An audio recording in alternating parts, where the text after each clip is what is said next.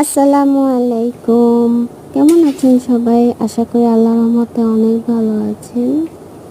আজকে প্রচুর পরিমাণে বৃষ্টি হচ্ছিল, আলহামদুলিল্লাহ। তো বৃষ্টি দেখলেই তো মন চায় ভুনা খিচুড়ি খাই আর গরুর গোশত খাই, তাই না? বৃষ্টির একটা পারফেক্ট কম্বিনেশন। তো ভুনা খিচুড়ি করতেছিলাম, ফার্স্টে গরুর গোশতটা তুলে দিচ্ছি সব মশলা দিয়ে। আকাশের অবস্থা আলহামদুলিল্লাহ, প্রচুর পরিমাণে রহমতের বৃষ্টি নাযিল হয়েছে। আর ভুনা খিচুড়িটা রান্না রেডি। খিচুড়িটা আলহামদুলিল্লাহ অনেক মজা হয়েছিল।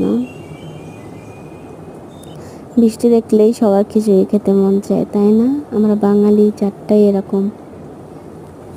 আমার বোনের তো ভুনা খিচুড়ি অনেক বেশি পছন্দ, এরকম ঝোল রাখছি যাতে হচ্ছে খিচুড়ি দিয়ে খাওয়া যায়।